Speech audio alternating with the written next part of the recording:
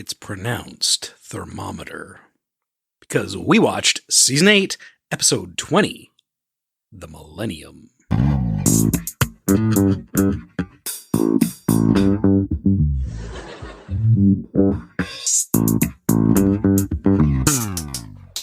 So, Katie.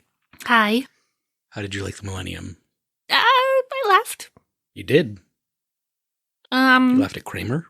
You laughed at Kramer Physical Comedy? I don't remember that. Yeah, I laughed a few times. I laughed at Jerry a lot. There was a lot of Jerry mannerisms that were very good in this episode. It was also a really clunky call waiting gag, but what did you think? Meh. Okay. It like had a bottom third episode. Okay. It had Steinbrenner. Sure. That's all I can think of. We just watched the episode. No. I mean, I'm trying to sell it to you. I'm like, what do you usually like? Steinbrenner. The Millennium was written by Jennifer Crittenden. You want to try that name again? Crittenden? Jennifer Crittenden. The Millennium was written by Jennifer Crittenden. The Millennium was written by Jennifer Crittenden. I still think you're not getting it. Crittenden. Crittenden? Crittenden? You have to Crittenden. You have to. What's Spencer's last name? Crittenden. No, it's not. Crittenden. Crittenden. You're adding an N. Crittenden. Okay, move on. Cligoris? I recognize Jennifer Crittenden's.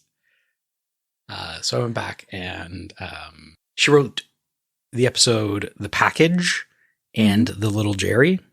Okay. So those are the only previous episodes that she had written. This was directed by Andy Ackerman and it aired on May 1st, 1997. Vulture.com had it as the 79th best episode. So pretty much right on the midway point. Screen Crush had it much lower as the 150th best episode, citing H.P. Pennypacker as the only bright spot. Oh, I was going to say as the problem, but okay. IMDb had it kind of right in the middle, at a little bit lower than the middle, I guess, at 127, with an 8.1 out of 10. Do you want to throw it back to last week? We can't do that? We can't. No, we can't. Why can't we do that?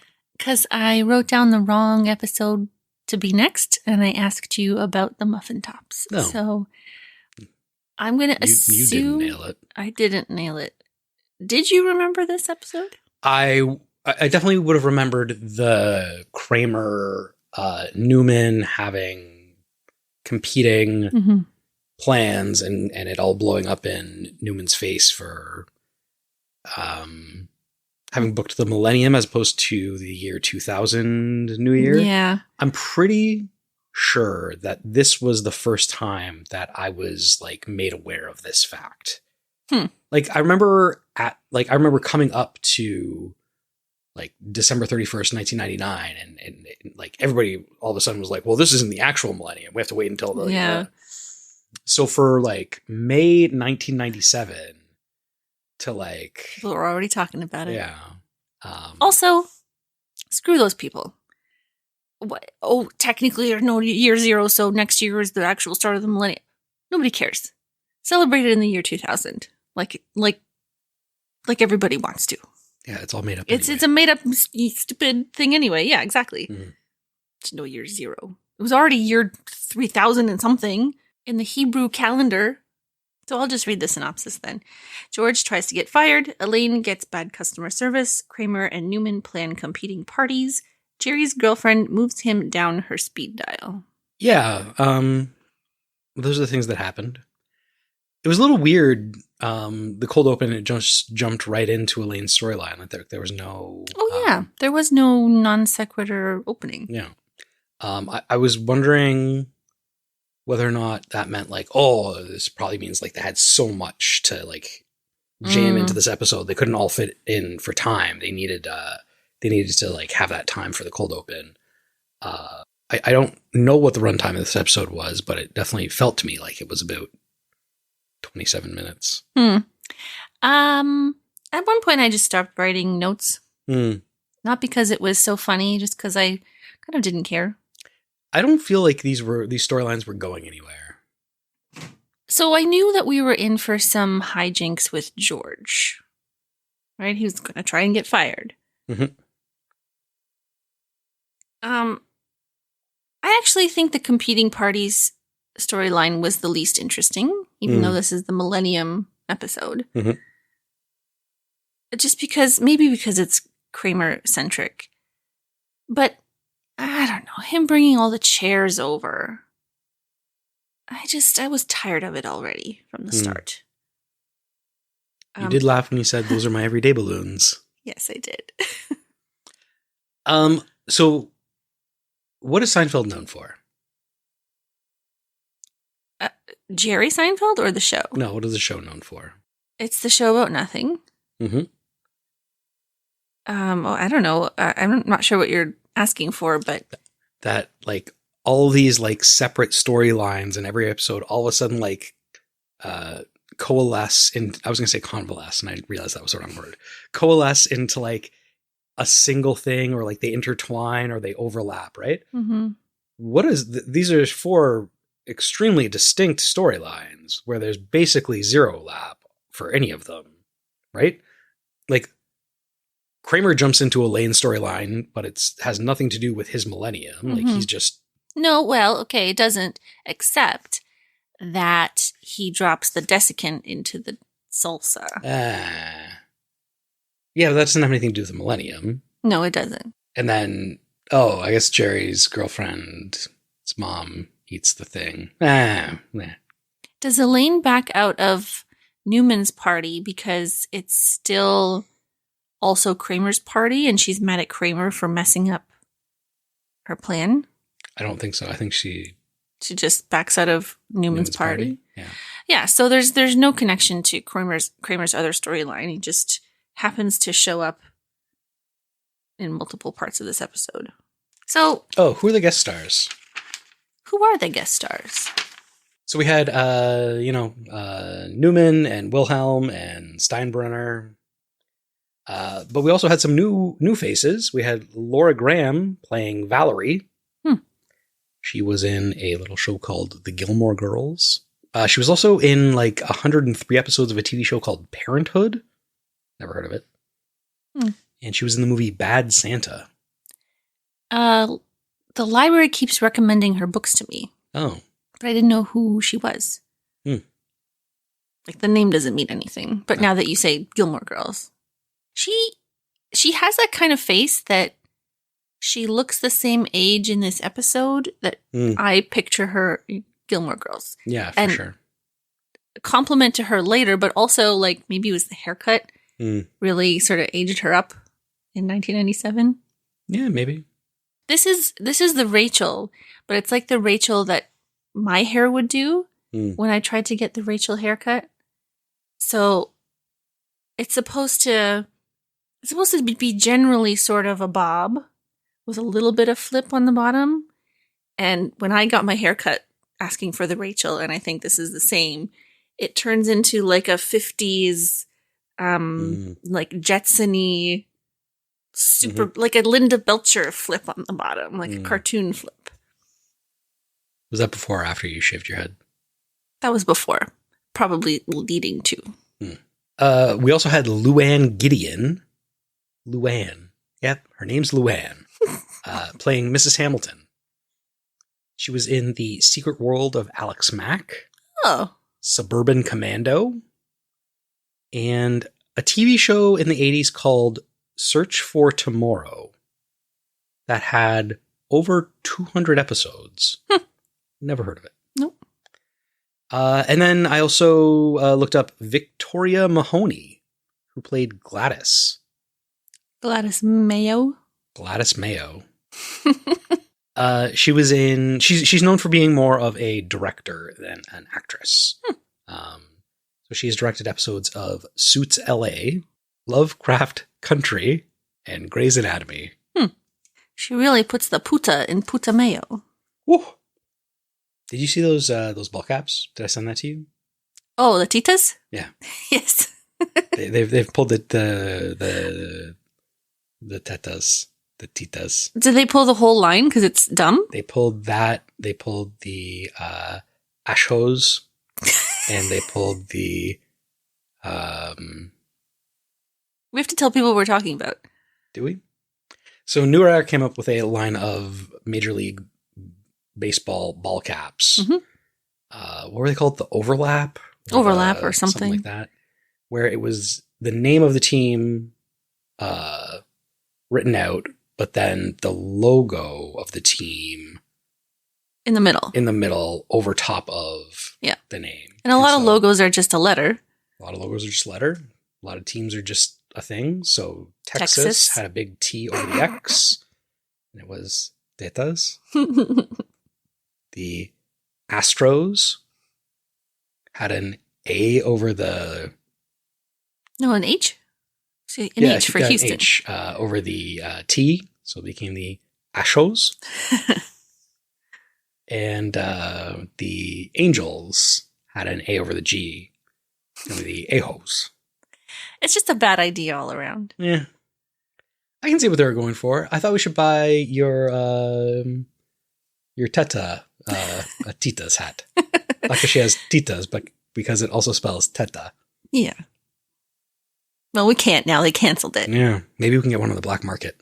My personal trainer sent me this website where he gets his hockey jerseys. Counterfeit jerseys? Yeah. Wow. But I can't believe... You can't tell. I cannot believe you bought that Justin Bieber Leafs jersey. Oh, it's such a good jersey. With a smiley face on it? That's on the inside. It's reversible. Yeah, so it could be on the outside. But it's not. You don't have to wear it that way. You have too much mad money. You don't even know what's in the box upstairs. No, I don't, and you won't open it. What's in the box? Paltrow's head.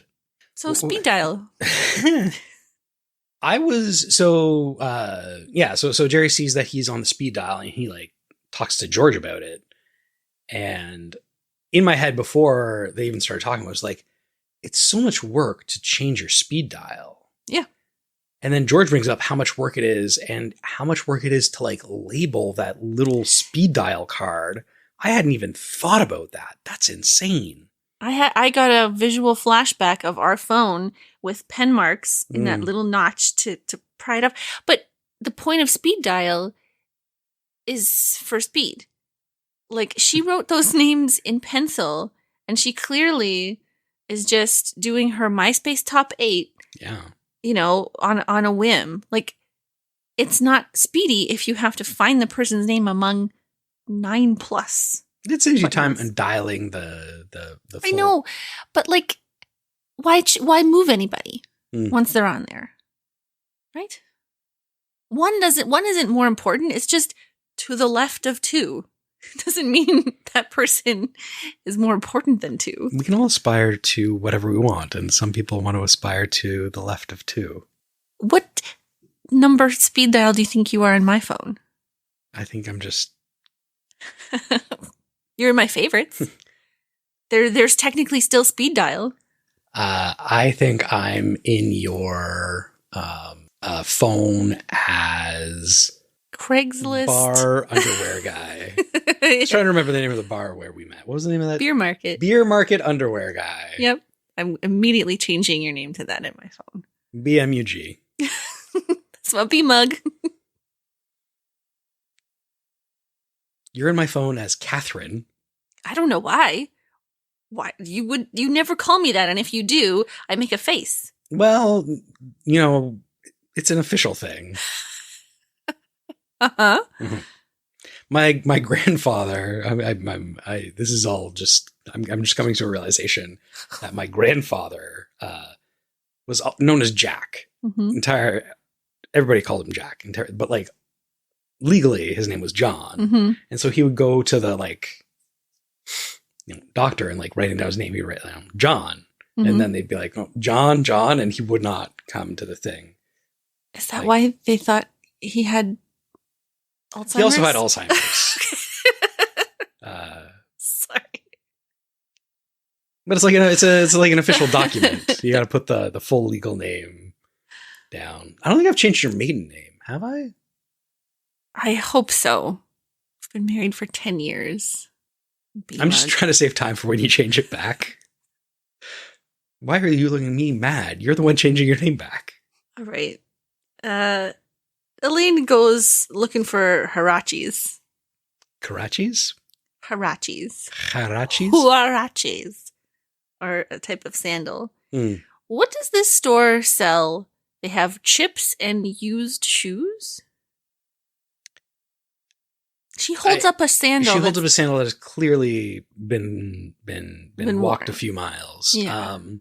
I went to a lot of these kind of stores as a teenager and in my 20s. Very colorful. Very incense heavy. Mm-hmm. Mean staff. Vaguely South American. Vaguely vibes. ethnic. Yeah. Yeah.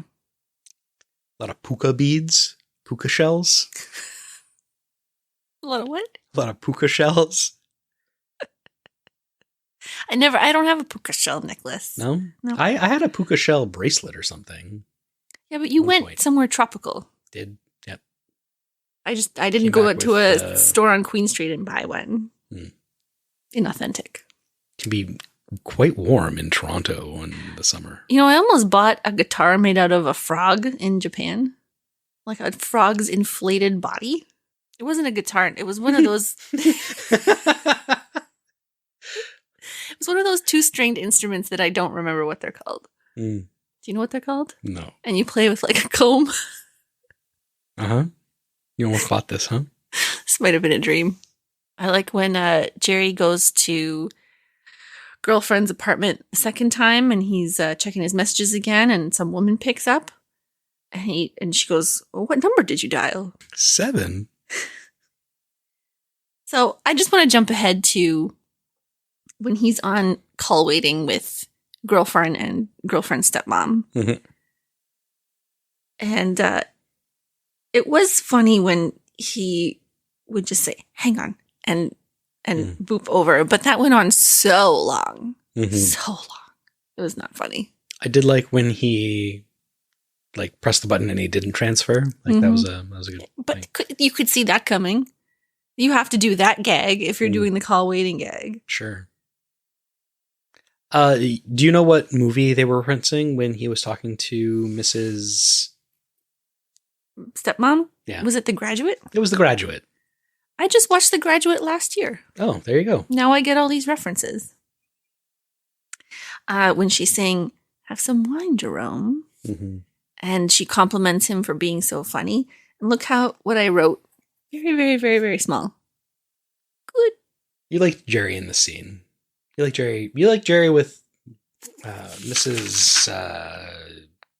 Hamilton. Hamilton. Kramer's planning his party and he goes, do you think we'll still be using napkins in the year 2000? Or is this mouth vacuum thing for real? I think that was probably where they should have stopped him thinking. Planning for the year 2000? Yeah. The breathing underwater. I do like how eventually Jerry and George like paused, looked at him, and just like went on without acknowledging his nonsense. So you're trying to get fired. It's a famous line when Jerry says, Seinfeld, you magnificent bastard. Mm-hmm. When he gets to number 1 on the speed dial.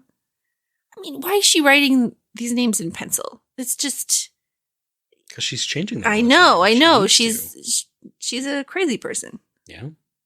You need a pen to pry off the plastic thing anyway, because a pencil will just break. So you already have a pen in your hand, and then you put it down, pick up a pencil, and erase somebody. Write down Jerry. It's too much stationery. Never enough stationery. I'm going to the stationery store tomorrow. Need anything? Good. Okay. I do my writing on computers. Where I can put 2 spaces after periods. Like a psycho. I laughed when, not when George was eating the drippy strawberries and getting juice on Babe Ruth's uniform, but when Steinbrenner says, Babe Ruth was nothing but a fat old man with little girl legs. And then he put on Lou Gehrig's pants? Put on Lou Gehrig's pants. Fits pretty well, don't they? I think if I wake up with a start, I hope I remember to say, Millennium! You also left at that, which I was surprised by. I just wasn't expecting that. I don't like Kramer's usual physical humor and jokes because I can see it coming. And it's not funny. The other physical humor you laughed at was when he was H.P. Pennypacker and he was walking into the change room and he like coughed up chips everywhere. I wrote this down, chip cough. Did he actually like inhale too many chips? I really feel like he must have accidentally inhaled chips because that did not look forced or planned or practiced. He was also spitting all over Newman when he goes to his apartment. He was really fired up. I liked the scene where Jerry and George were riding in the back of the cab and George was all perplexed. Oh, I can't do anything wrong. That anti-pep talk that Jerry gives him. I have no confidence in you. I also laughed later on, Kramer breaks the pricing gun in this dumb plan of Elaine's. And then he just takes the desiccant packets out of all the clothes. And he goes, without desiccants, those clothes will be noticeably musty in 5 years. I think I didn't like Elaine in this because she's written really dumb. Yeah. I was going to say she's needlessly antagonistic. But not even antagonistic, like moronic. Like I could see Elaine, like spiteful Elaine would definitely go to a different store, buy shoes and come back and like wave them in your face. And that's it. Buying all of the things and dressing up in the costume. And marching back and forth. No. Like coming up with a plan, like I'll put a price tag on all those things and this will drive them out of business. As though some like magical law exists that, they'll have to respect this price and, not get the single one and be like, what is this? And then figure out the problem and just take off all the price She tags. has a job. She does have a job. I want to know why it didn't mention her job at all.